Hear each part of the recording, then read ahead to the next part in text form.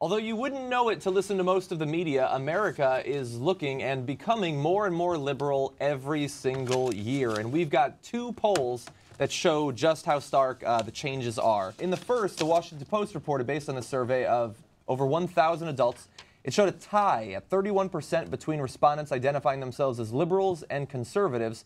The first tie like that since Gallup began tracking political ideologies in 1999.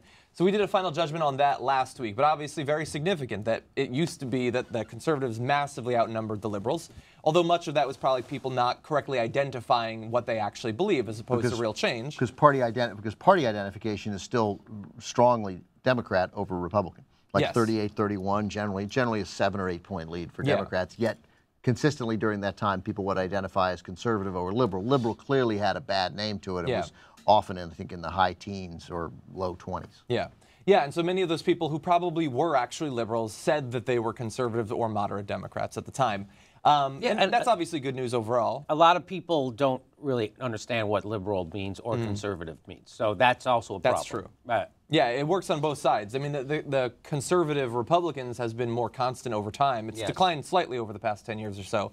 But yeah, I would argue that many of them don't know either. And many people, in my experience, that call themselves moderates have no idea what that is supposed to mean. But, you know, it sounds good, and you sound like, you know, and it's a way... Reasonable. It's also a way not to make difficult decisions in your life, always. Like, I'm in the middle of the road, I'm a moderate. You know, everybody loves moderation. Moderation is what, you know, Barack Obama thought it was. Every politician thinks it's a winning strategy. It speaks to voters well. Yeah. But most of the time, it's a way of not reading into an issue, not understanding an issue. It's simply, it follows that old way of advocating your belief system against overwhelming scientific evidence by saying it's the both sides do it. It's a way of saying, you know, I'm a moderate because they're crazy people on that side. They're crazy people on the other side. I find myself in the middle on most issues. Yeah, exactly. I'm reasonable. I'm reasonable. That's I'm not one of these assholes who has strong beliefs. Yeah.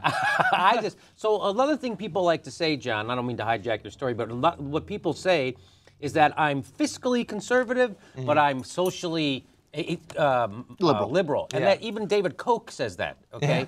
So when people say that, that sounds nice. So you go, oh, so you're for giving tax breaks to billionaires and for bad trade deals? Yeah, well then you're not a fucking liberal, okay? You're not socially liberal because economic policies have a lot to do with our society. Yeah, they affect society. So if you'd rather build a children's prison instead of giving money to Baltimore schools, that's actually, that comes into socially liberal policies, right? That's socially conservative. It affects us economically. It affects everything. So trying to say I'm liberal, but I'm also conservative, that is meaningless. Yeah, no, so the first thing that we talked about was how people were sort of re-identifying themselves over time and becoming more comfortable identifying as liberals or as progressives, which I think is a great thing. I think there's a lot of reasons we can point to for that to happen.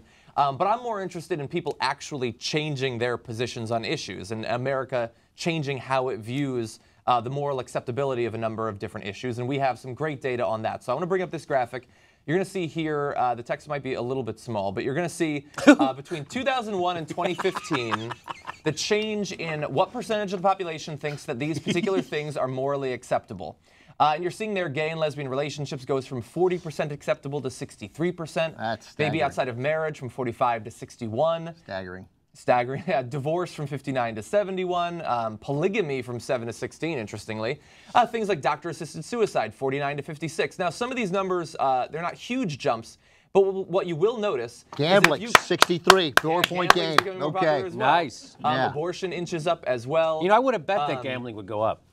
You would have taken that bet, would you? I would have taken that bet. But what you'll notice is if you look over every single one of those, we become more liberal. Now, some of those are not something that you normally think of as particularly liberal positions, like liberals don't have strong opinions on cloning animals, but liberals are more likely to support it than Republicans in large part.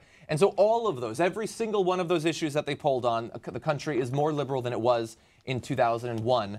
And yet you don't hear that in the news. You hear the exact opposite. We are a right-wing country or at best a center-right country. Well, and it's just not the case. Yeah, I guess that specific talking point gets echoed. But where conservatives have a point about left-wing media, they don't certainly have it in news coverage. On those social issues, the media, I would say, has been much more accepting of of the more leftist point of view, and correctly so. I mean the entertainment media. The entertainment media, and even the way that mainstream news covers things like the gay marriage debate. They don't always, the gay marriage debate is not covered like climate change. Climate change is still covered as, well, it's hard to say. It's hard to say. Right. Well, gay marriage is covered like, hey, look, man, they're gay. It's Yeah. cool. We got gay people in our newsroom. Stop being a dick. Yeah. It wasn't always No, that. it wasn't always, but that they're right about that.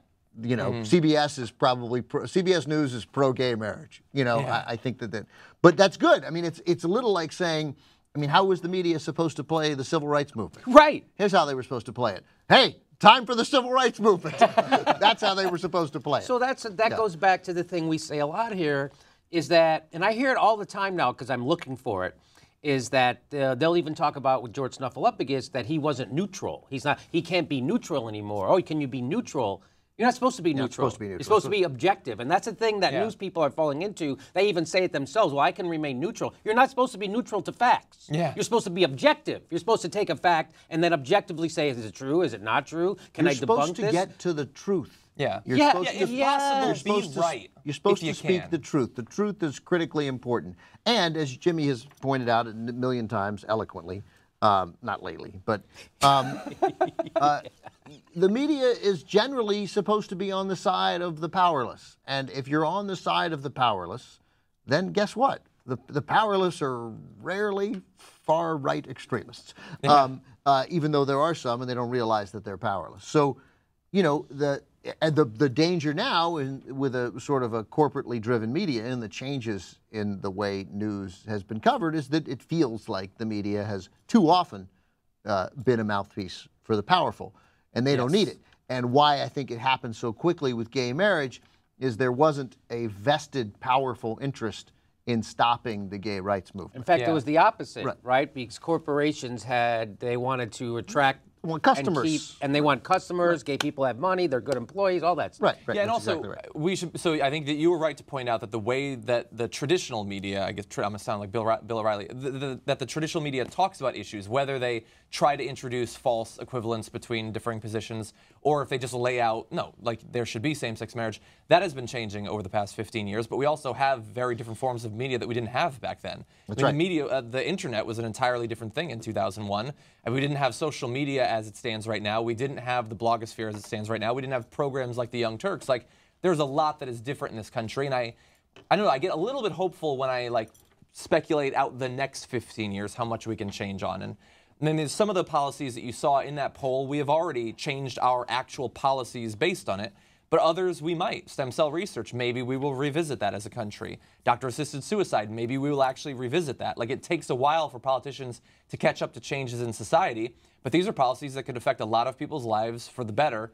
And it may be that we're getting close to being able to give them a second thought. Can we take a look at the list real quick? Yeah, again? because there's one thing on here that I don't understand. Buying and wearing clothing made of animal fur, it's actually, the acceptance of that has gone up by 1%. So that's actually not liberal. Yeah, that's interesting. That's backwards. Liberal, you'd think it would go the other way. So Yeah. that's the one thing. In that, I would say 1 point is probably well within Yeah, the error rate. Margin of error, yeah. But yeah, that is true. I guess. And also, doctor-assisted suicide, in case people don't know, happens every day all over the Yes. place. Doctors kill their patients or medically induced death all the time. They did it to my grandmother. My grandmother, she was unconscious. She had cancer. She had, who knows? She was in pain. So you just give her too much morphine. And I didn't do it. And then she dies. Yeah. That's what happened. I mean, I was there. It happens. Right, but the notion that now, my understanding was in some places it's very difficult because you keep reading stories about people literally moving to Oregon, people with terminal diseases moving to Oregon so that they can do it, so they can choose to end their life in a responsible manner when they're ready to, rather than sort of go through Waste away. rather than waste away or lose their control of their mind or other bodily functions and do whatever, make their own choices Or when they incur are hundreds of thousands of dollars in medical fees that they know are and not going to pay off. burden their anyway. family, even if it's not if in their minds, burden their families. The death penalty going from 63 to 60. I thought the movement there would be bigger, but it is one of the only two things on the list to go down, and the other one being medical testing on animals. Polygamy is interesting, 7 to 16%, so more than double. We're going to get to this, because you can't really make an argument You can't really, well, you can't make a terribly rational argument against it. Like if this is legal complications are what most yeah, people. no, I could get it. So the legal complications could be, hey, pick one of them to get the benefits, right? I got that, right? Like we can't give you all benefits. That'll be an awkward conversation. There's no way that's ever. There's no way